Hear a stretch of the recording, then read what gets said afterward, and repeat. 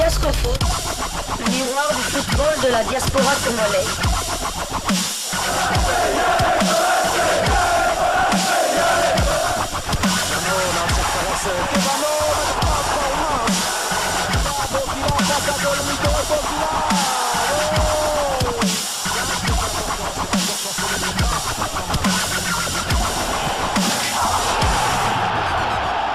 Diascofoot, le miroir du football de la diaspora congolaise. Vous êtes en train de suivre Diascofoot, le miroir du football de la diaspora congolaise. Bonjour, nous allons vous donner les résultats de l'Europa League conférence, les restes des résultats, car on avait commencé cette journée par les résultats du match entre les Young Boys de Berne, le club de Meshak Elia, qui était opposé aux Belges d'Anderlecht, qui a aussi des buts nationaux, notamment Noah Sadiki et puis Marco Cana. Et donc, cette formation des Young Boys de Berne avait été défaite 0-1 hier soir, donc pour le compte justement des barrages de la Conférence League. Et à présent, nous allons donner les restes des résultats. Nous commençons par Chypre, où la formation de Hapoel Nicosie, où joue l'international congolais Dieu merci Ndongala, a été défait par les Suédois de Djurgårdens. Dieu merci Ndongala donc et l'Hapoel Nicosie sont allés s'incliner 3-0 devant la formation de Djurgårdens Suède en match comptant pour les barrages de l'Europa League Conférence. L'ailier international congolais qui dispute sa troisième saison au sein de cette formation a pris part à cette rencontre où ils auront eu énormément de soucis. Et donc ils ont été très sérieusement bousculés par un adversaire qui jouait à domicile et qui était poussé par son public. Vraiment, vous connaissez le public scandinave, notamment le public islandais. Donc les Suédois, c'est tout à fait pareil. Les matchs retour s'annoncent clairement compliqués parce qu'ils sont contraints à l'exploit. Il leur faudra beaucoup de détermination et de courage pour aller chercher la qualification pour la phase de groupe de cette compétition qui est à sa deuxième édition.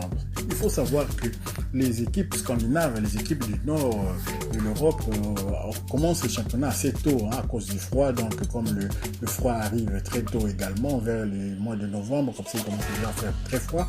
Et donc eux commencent le championnat beaucoup plus tôt, pendant que les équipes du sud de l'Europe sont encore dans la phase de préparation ou bien à la 3e ou 4e journée du championnat. Les autres là-bas sont déjà à la 23e journée et cela peut se comprendre. Ça peut passer contre des équipes de Lettonie, contre des équipes de Lituanie ou encore des autres petits pays de Scandinave, mais contre des pays comme la Suède, le Danemark et tout, c'est difficile vraiment de pouvoir tenir la distance contre des joueurs qui sont déjà bien en jambes. Félicitations quand même à Dieu merci Ndongala, car il a quand même été titulaire au cours de cette rencontre malgré la défaite 3-0. Restons toujours à Chypre. Il y avait un autre binational congolais qui était en lice aussi dans le cadre de l'Europa League, des barrages de l'Europa League. Il s'agit de Hervé Ongenda et sa formation de Apollon Limassol qui recevait les Grecs de l'Olympiakos du Pirée dans un derby quand même, parce que vous savez les Chypriotes et les Grecs c'est un même peuple, c'est un même peuple, donc voilà. Et ces matchs-là déjà avaient fait couler beaucoup d'encre. Il y a beaucoup de Chypriotes qui sont supporters de l'Olympiakos du Pirée. Et donc, le match il est déjà été comme un derby entre, si on peut comparer, entre un club du Congo Kinshasa et un club du Congo Brazza. Et donc voilà, le score final un peu partout. L'Apollon Limassol avait été le premier à ouvrir la marque à la 18e minute de jeu par Angelo Djanga. Et donc, l'Olympiakos avait égalisé ensuite à la 29e minute de jeu par le coréen Wang In-leom. Et donc, le score final va rester de 1 but partout. Hervé Ongenda n'était pas titulaire lors de ces matchs. Nous espérons qu'au match retour, ils pourront quand même aller créer la sensation. Pourquoi pas tenir aussi un match nul et peut-être contraindre cette formation de l'Olympiakos au tir au but. Vous savez qu'il y a un international marocain qui est l'avancement de cette formation de l'Olympiakos. Il s'agit de El Arabi, et El Arabi vraiment n'a pas su concrétiser les buts contre l'Apollon Limassol. Nous souhaitons toujours bonne chance à Hervé Ongenda qui est toujours dans la course. Restons en Scandinavie justement, voyons un peu en Scandinavie s'il y a des Congolais qui évoluent de ces côtés-là. Donc nous allons voir en D2 finlandaise, après 5 matchs de jeu, 5 matchs de disette. Jocelyn Lutumba Luyeye et le Mikeline Palioyeta s'offrent les KTP avec le deuxième but du Congolais. Donc voilà, ce sont des clubs qu'on ne connaît pas du tout. Imaginez-vous la 2-2 finlandaise, vraiment qui s'y intéresse. Mais voilà, nous on a des Congolais là-bas, on va donc s'y intéresser. Excusez-moi un peu sur la prononciation des noms de certains joueurs, mais voilà, c'est comme ça. Jocelyn Lutumba Luyeye et le Mikeline Palioyat se sont largement imposés 3-0 devant la formation des Kotkan Tiovayen Payoliet, aussi KTP en sigle. Voilà, deuxième au classement avec 37 points en match comptant pour la 19e journée du championnat. Vous voyez, 19e journée. Tout à l'heure, je disais que le championnat des pays scandinaves est déjà à un niveau très avancé par rapport au sud de l'Europe. Hein. Donc, vous voyez, ils sont déjà à la 19e journée car très vite le froid arrive. Il faudra absolument arrêter les championnats, la trêve et tout ça. Donc, il commence beaucoup plus tôt.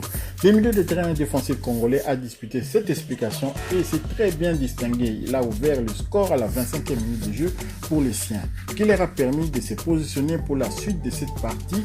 C'est son deuxième but de la saison. Hein. Il était sur une série de 5 matchs sans victoire, avec notamment 4 revers. Ils occupent la 10e place du classement et vont tenter de surfer grâce à cette victoire, surfer sur cette victoire. Lors de la prochaine journée, ce sera le dimanche 21 août, avec la réception de KPV. Bon, KPV, je vous épargne un peu la totalité du nom de cette formation-là. Félicitations quand même à Jocelyn Lutumba Luyeye, un binational encore qui s'est retrouvé. Je ne sais pas s'il est binational parce que avoir la nationalité finlandaise, peut-être qu'il ne l'a pas encore. Alors, dans ce cas, il est toujours congolais.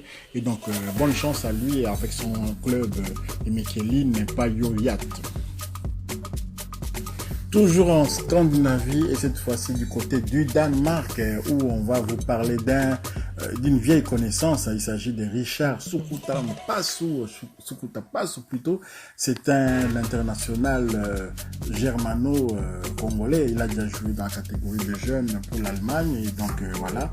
Il avait aussi fait un passage du côté du Cercle de Bruges en Belgique. C'est peut-être là qu'on avait beaucoup plus la possibilité de le voir. Richard Sukutapassu, il était coéquipier de Junior Kabananga au sein du Cercle de Bruges. Et donc Richard Sukutapassu évolue désormais en D2 du Danemark, dans le club de Vejle reçu, donc ils ont réalisé quand même un bon résultat. Richard Sukutapassu et Vejle se sont largement imposés 6-0 devant la formation de Natved en match comptant pour la 5e journée du championnat. Là, je suis un peu surpris. Là, c'est la 5e journée au Danemark.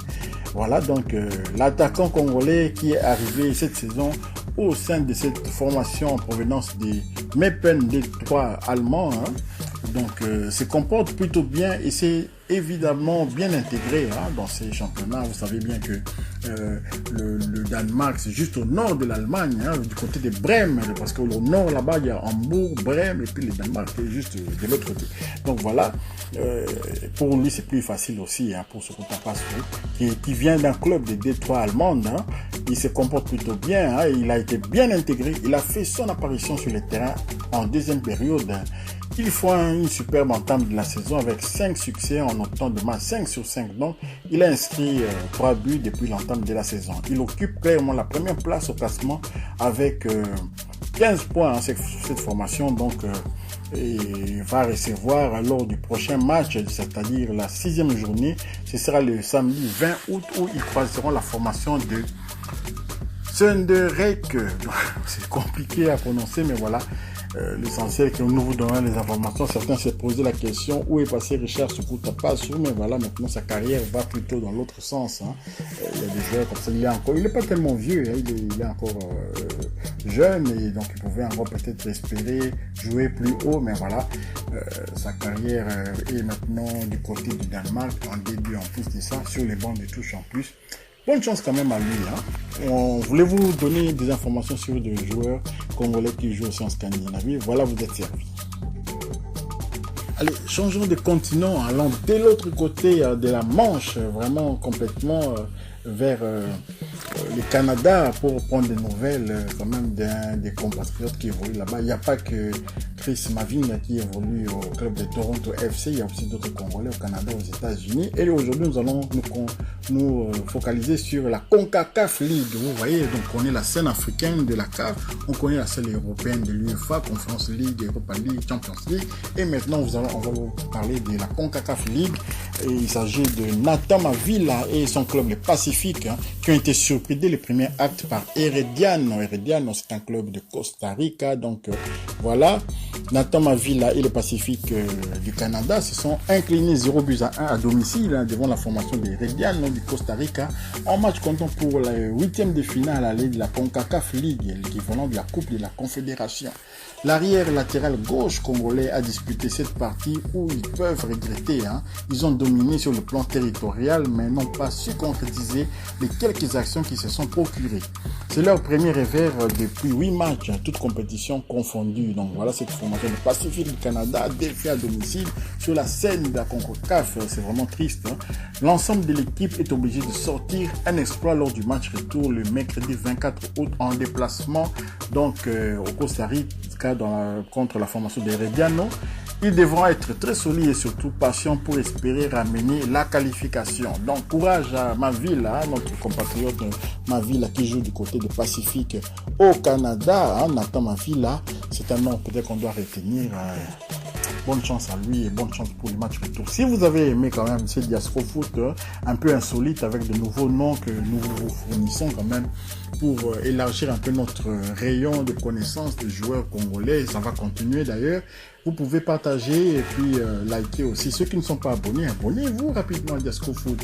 Activez aussi la petite cloche de notification afin de ne pas manquer les prochaines vidéos que nous mettrons en ligne. Diaspora Foot vous dit au revoir.